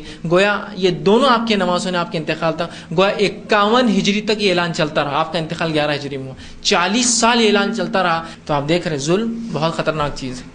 انبیاء تک اس سے بچتے رہے اور اپنے آپ کو بچاتے رہے کہ ہم سے یہ چیز سرزد نہ ہوئی. اور اللہ نے انبیاء سے کبھی ظلم ہونے بھی نہیں دیا، یاد رکھیے. حتیٰ کہ جانوروں پہ بھی ظلم کرنا غلط ہے. صحیح مسلم کی روایت ہے کہ ایک نبی تھے جو اپنے حوارین کے ساتھ جنگل سے گزر رہے تھے اور جہاں وہ لیٹنے لگے وہاں چونٹیاں نکل گئی. تو اس نبی نے حکم دیا حوارین کو لکڑیاں جمع کرو، لاؤ اور چونٹیوں کو آگ میں لگا دو. مطلب چونٹیوں کے بڑے بڑے گھر تھے، جو جنگلوں مکانات ہوتے چونٹی کے اونچے اونچے، آگ لگا دو ان چونٹیوں کو. فوراً اللہ نے وہی کی کہ رب آگ کا عذاب صرف آگ کا رب دے سکتا ہے، تم کون ہوتے ہو ان کو عذاب دینے والے. فوراً اس نبی نے کہا واپس لے جاؤ، مجھ سے غلطی ہو رہی تھی. یہ تو ظلم ہو جاتا، وہ جانوروں پر ظلم، چونٹیوں پر ظلم ہو جاتا اگر وہ نبی جلا دے. اللہ نے فوراً بذریعہ اس نبی کو ظلم سے روک دیا. صحیح بخاری کی روایت ہے، آپ صلی اللہ علیہ وسلم فرماتے ہیں کہ ایک خاتون نے ایک بلی کو پکڑ لیا، نہ اسے کچھ کھلایا پلایا، نہ اسے خود چھوڑا کہ وہ جا کر کچھ کھا پی لے، بند کر کے رکھ دیا اس کو، جس کی وجہ سے وہ مر گئی. اللہ رب العزت نے اس کے اس ظلم کی وجہ سے اس کو جہنم رسید کر دیا، بلی کو مار دیا اسے. ہم کو کیا لگ رہا ہے بلی کتے یہ مر گئے تو کچھ نہیں ہوتا، کوئی احتیاط ضرورت نہیں. گاڑی چلاتے ہیں بہت سے لوگ فور ویلر چلاتے ہیں، مار دو کتے کو، آیا تو کیا کرنا ہے. روز قیامت اس کا ظلم آئے گا آپ کے نام پر، اس کتے کی موت کا. یاد رکھیے اس بلی کی موت کی وجہ سے اللہ نے اس کو جہنم رسید کر دیا. ظلم ہاں انجانے میں ہو جائے تو اللہ سے توبہ کیجیے، اللہ اس جانور کے ساتھ یہ سلوک ہو گیا، مجھ سے غلطی ہوئی، یہ بکری میرے سامنے آ گئی، کتا آ گیا، وہ بلی آ گئی، میرا مقصد نہیں تھا لیکن جانور ہے آ گیا، اب کیا کرے. میں نے کوشش کی بچانے کی لیکن اب کیا ہے. ٹھیک ویسا انسانوں کے ساتھ بھی انسان سے کبھی ہو جاتا ہے غلطی سے، ایکسیڈنٹل جس کو بولیں گے. لیکن جان بوجھ کے بھائی کیا ہوتا، مار دو ان کو. کتنے کتے ہیں دنیا کے اندر، مر گئے تو کیا ہونا ہی، آپ نہیں مار سکتے. ٹھیک ہے آپ سمجھ رہے بات کو. تو جانوروں پر ظلم بھی ظلم ہے، اس کو ہم معمولی سمجھ لیتے ہیں اور کر لیتے ہیں. یہ بھی روز قیامت بہت سختی کی وجہ بن سکتی ہے. یہ عورت صرف بلی کی مارنے کی وجہ سے جہنم میں جا رہی ہے، جس کو ہم مذاق سمجھتے ہیں. بلکہ یہ ظلم ستم تو بہرحال انسانوں پہ جو کچھ ہوتا ہے وہی آپ کو بتانے کی ضرورت نہیں. جانوروں پہ کیا ہوتا ہوں ہماری بستی اور ہمارے حالات بتانے کی آپ کو ضرورت نہیں. ایک اچھی خاصی بیچاری بلی آ کر اگر سڑک پہ بیٹھی ہو اور مسلمان بستی ہو اور وہ بیچاری بلی نہیں ہوں گی تو یہ غلطی کریں گی. وہ تو مسلمان بچے کیا کریں گے آپ کو معلوم ہے، ایک دم خاموشی جا کر ایک ایسی لات ماریں گا اس کے پیٹ میں کہ اس کا تو پیٹ خراب ہو جائے گا، تو خے ہو کے مر جائیں گے، اس کی ٹانگ ٹوٹ جائیں گی. یا بلی کے بچے مل جائے تو پھر ایک دن کا مسلمان بچوں کا سمجھو دن ٹائم پاس ہو گیا ان کا. مختلف قسم سے ان کو موت دیں گے وہ. ٹھیک کسی کو گلے میں لٹکا دیں گے، دیکھیں گے کیسا وہ بیچارہ مرتا ہے، کیسی تڑپتی ہے. کسی کو فلاں کریں گے اور سب دیکھ رہے ہیں. لیکن کبھی کبھار لوگ دیکھ کر اس لیے خاموش ہوتے ہیں کہ اگر یہ شر نہیں کریں گے تو ہمارے گلے کاٹیں گے، تو اچھا یہ بلیوں کو مارتے ہیں. کیا کر کبھی ہوتا ہے ایسا کہ انسان کو اگر ایک شر سے نکالے تو آپ کے گلے میں آتا، تو آپ بولتے جان دو یار وہ شر میرا اچھا ہے، انسان ہو تو سکون میں ہے نا. کوئی کتا آیا دیکھیے اس ساتھ کیا سلوک ہوتا ہے نا. جانوروں پہ بھی رحم کرنا ہے. رسول اللہ صلی اللہ علیہ وسلم فرمایا ہے کہ ہر گیلے جگر پر رحم کرنے کا تمہیں اجر ملے گا. یہ واقعہ یوں آتا ہے کہ ایک مرتبہ رسول اللہ صلی اللہ علیہ وسلم صحابہ کو جا رہے تھے. آپ نے دیکھا کہ ایک چڑیا ان کے سر پر اڑ رہی ہے ایک صحابی کی. کہا یہ چڑیا کیوں اڑ رہی ہے، کس نے اس کو دکھ دیا، کس نے اس کو درد دیا، کس نے ظلم کیا اس پر. تو کہا اللہ کے رسول ہم نے اس کے بچے چرا لیے. تو کہا ہاں میں وہی تو کہہ رہا تھا، یہ چڑیا اس لیے کچھ نہ کچھ تو ہوا اس ساتھ. کہا کس نے یہ دکھ دیا اس کو بچے چرانے کا، واپس لے کر رکھو اس کے بچے. تو صحابی نے لے جا کر بچے رکھ دیے. کہا تمہیں ہر گیلے جگر پر جو ہے، تو وہ صحابی جا کے رکھ دیے اور کہا کہ اللہ کے رسول کیا اس کا بھی ثواب ملے گا مجھے. میں نے اس کے بچے واپس دے دیے چڑیا کے. تو کہا ہر گیلے جگر پر رحم کرنے کا ثواب ہے، مطلب ہر زندہ چیز پر رحم کرنے کا ثواب ملتا ہے. تو اس کا مطلب اس کی بات کو الٹا لے لیجئے، ہر زندہ چیز کو نقصان پہنچانے کا عذاب ملتا ہے. جب ثواب ملتا ہے تو اس کو الٹ بھی ہوتا ہے، جب عذاب ملتا ہے تو اس کے الٹ ہوتا ہے. زنا کرنے کا عذاب ملتا ہے تو اس کے برعکس عمل کرنے کا، نکاح کرنے کا ثواب بھی ملتا ہے. سمجھ رہے ہیں بات. تو اگر جانوروں پر رحم کرنے کا ثواب ملتا ہے تو ان پہ ظلم کرنے کا عذاب بھی ملتا ہے. تو ہمیں جانوروں پہ بھی نہیں. اور رہا جانوروں پر جب اتنی سخت وعید جہنم کی ہے تو انسانوں پر ظلم تو یہ شریعت اجازت دے ہی نہیں سکتی. یاد رکھیے رتی برابر ظلم کی اجازت بھی نہیں. آئیے نبی اکرم صلی اللہ علیہ وسلم اس تعلق سے فرماتے اور کہتے ہیں، یہ صحیح مسلم کی روایت ہے، جس نے اپنی قسم کے ذریعے کسی مسلمان کا مال حق مار لیا ہو، جھوٹی قسم کے ذریعے، میں اللہ قسم کہتا ہوں یہ کام میں نے نہیں، جھوٹی قسم کے ذریعے کسی مسلمان کا کوئی حق مار لیا ہو، اللہ نے اس کے لیے جہنم کو واجب کر دیا اور جنت اس کے لیے حرام کر دی ہے. جس کسی مسلمان ایک تو ظلم ہے نا، جھوٹی قسم کھا کر آپ مال لے رہے ہیں، کسی جھوٹی قسم کھا کسی مسلمان کا مال لے لیا ہو تو اس شخص پر جنت حرام، معاف کرنا جہنم واجب اور جنت حرام ہو گئی ہے. اس کے بعد ایک شخص نے پوچھا اللہ کے رسول صلی اللہ علیہ وسلم، چاہے وہ معمولی حق ہو، معمولی. اب وہ صحابی جاننا چاہ رہے ظلم ہوتا کیا ہے، کون سے حق کو کہا جائے گا ظلم. تو کہ اللہ کے رسول کیا وہ معمولی حق ہو تو تھوڑا سا کچھ تو بھی ہو تو آپ صلی اللہ علیہ وسلم دیکھیے بیان کر رہے ہیں. اس لیے میں نے جب سے میں کہہ رہا تھا نا چھوٹے ظلم کو بھی ظلم مت سمجھیے. تو رسول اللہ فرماتے عرض کیا یا رسول اللہ چاہے وہ معمولی حق ہو، بہت چھوٹا سا اگر ہو.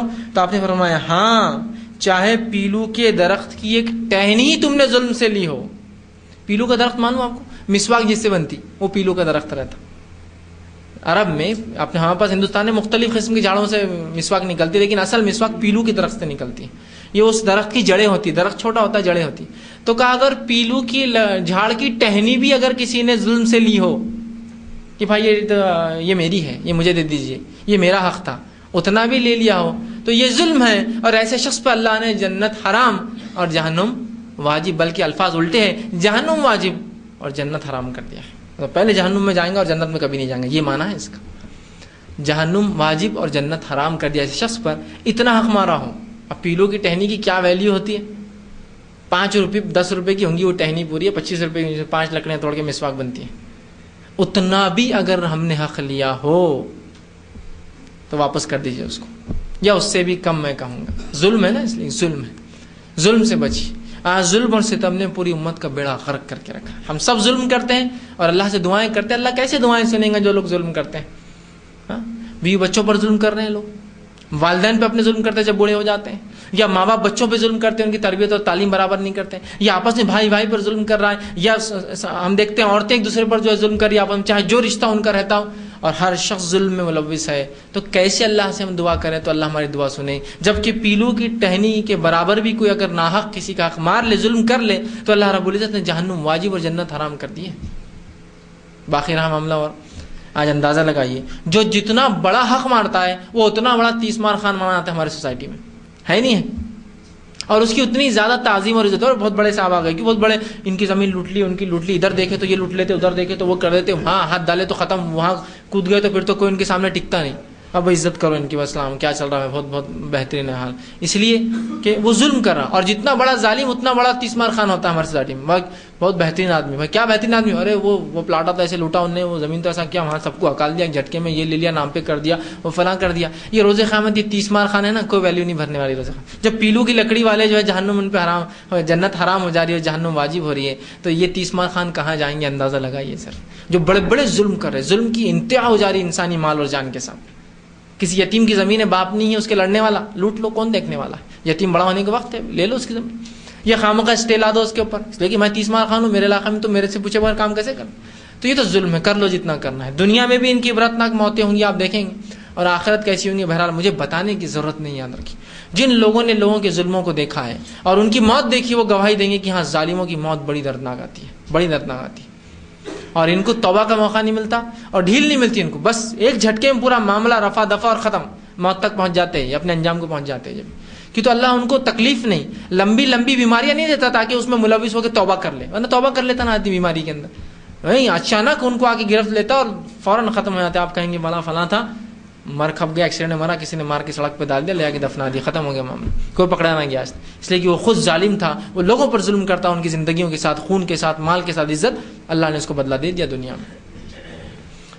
ٹھیک. لیکن یہ انسان کی شخصیت پہ، کبھی کبھار نیکوکاروں کے ساتھ بھی جو بہت ایسے انجام ہوتے ہیں، وہ ان کی نیکی کی وجہ سے ہوتے ہیں. جیسے انبیاءوں کو قتل کرنا، صحابہ کو تکلیف دینا، وہ ان کی نیکی کی وجہ سے. تو یہاں فرق ہے، ظالموں کو جو ملتا ہے وہ ان کا ظلم کا عذاب ہے، سزا ہے، اور نیکوکاروں کو جو تکلیف ملتی ہے اس کا بدلہ ہے آخرت. انبیاؤں کو جو تکلیفیں ملی، صحابہ کو ملی، ان کے پیروکاروں کو ملی، نیک لوگوں کو ملتی ہے، اور قیامت تک دین پر چلنے کی وجہ سے ملتی رہیں گی. وہ ایک الگ شکل ہے، یاد رکھیے. وہ ظلم کا بدلہ نہیں، وہ دنیا میں گناہوں کی ان کی معافی بول سکتے ہیں ایک طرح سے، لیکن ظالموں کا تو بدلہ بڑا سخت ہوتا ہے.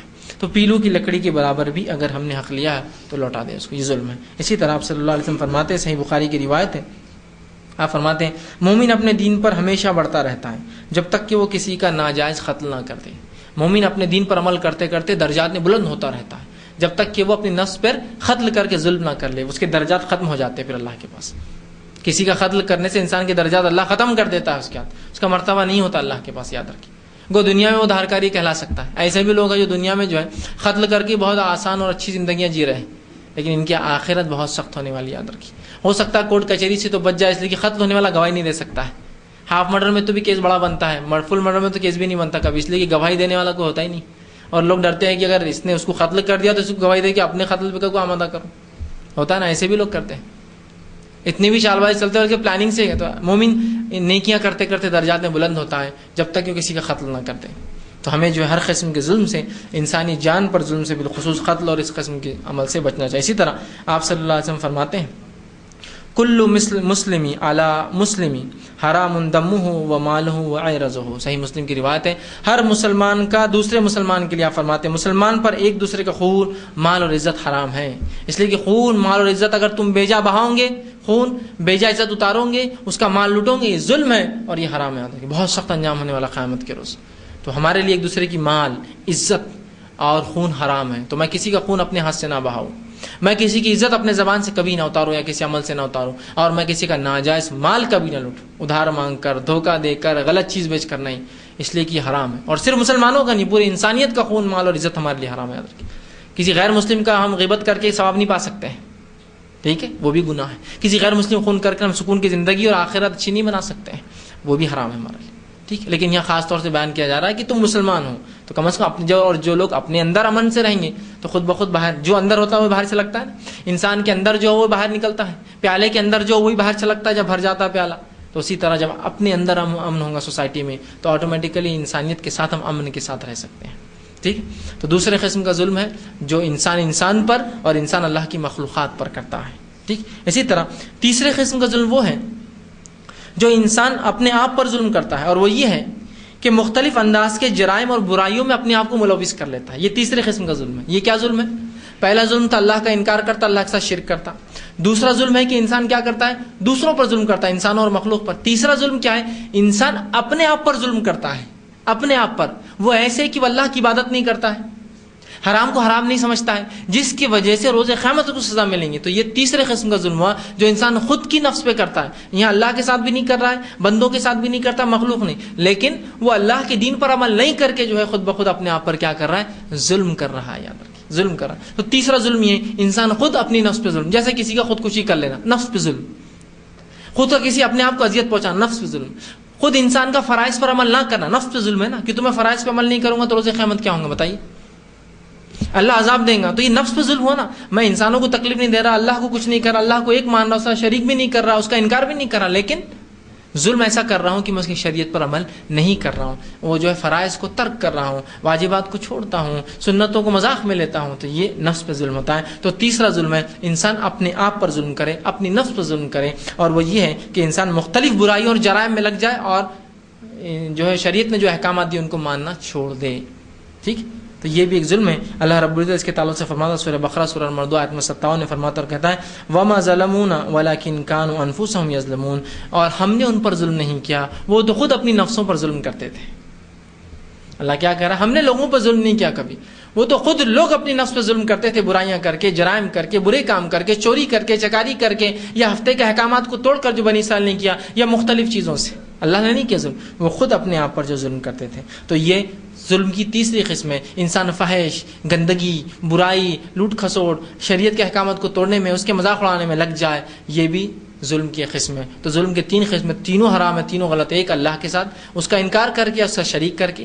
دوسرا ظلم انسانوں یا اللہ کی بنائی مخلوقات پر. تیسرا ظلم انسان برائیوں میں اپنے آپ کو ڈال کر آخرت میں اپنے آپ کو ظالم بنا لیتا ہے. ان تینوں قسم کے ظلموں سے اور ہر قسم کے چھوٹے بڑے ظلموں سے ہمیں بچنا چاہیے. ظلم ستم بہت بری چیز ہے، اس کا بدلہ دنیا میں بہت برا ہے، آخرت میں تو بہرحال کیا ہوگا اللہ ہی جانتا ہے. ہمیں چاہیے کہ ہر قسم کے ظلم سے اپنے آپ کو ہم روکیں، اور ہر کام سے پہلے یہ سوچ لیں اس سے کہیں کسی اور کا حق تو میں نہیں مار رہا ہوں، کسی اور پر ظلم تو نہیں ہو رہا ہے. اگر نہیں تو آگے بڑھیے، ورنہ اگر ضرورتی برابر بھی کسی پہ ظلم ہو رہا ہے تو اللہ کے لیے پیچھے ہٹ جائیے. اس لیے کہ دنیا میں آسان ہوگا پیچھے ہٹنا، اس کا نقصان برداشت کرنا، لیکن آخرت میں بدلہ دینا ناممکن اور محال میرے اور آپ کے لیے ہوگا. اسی پہ اپنی بات کو ختم کروں گا. اللہ رب العزت سے دعا ہے کہ اللہ سبحانہ تعالیٰ کہنے سننے زیادہ عمل کی توفیق عطا فرمائے. ہر قسم کے اخلاقی رذیلہ سے، ہماری برے اخلاق سے ہماری حفاظت کرے. بالخصوص ظلم اگر ہم سے ہوا ہوگا اللہ تو اس ظلم کے تعلق سے معافی مانگتے تو اس سے ہمارے ہر قسم کے ظلم کو معاف کر. اور اگر کسی بندے کا ظلم ہوگا تو ہمیں توفیق دے اس کو جا کر ہم اس کی وہ چیز، وہ امانت کو ہم جو ہے لوٹا دیں. جب تک ہمیں زندہ رکھے، اسلام اور ایمان پر زندہ رکھے. ہمارا خاتمہ ایمان پر ہو. آخر دعوانا الحمدللہ رب العالمین. سبحان ربک رب العزت عما یصفون وسلام علی المرسلین والحمدللہ رب العالمین. انشاءاللہ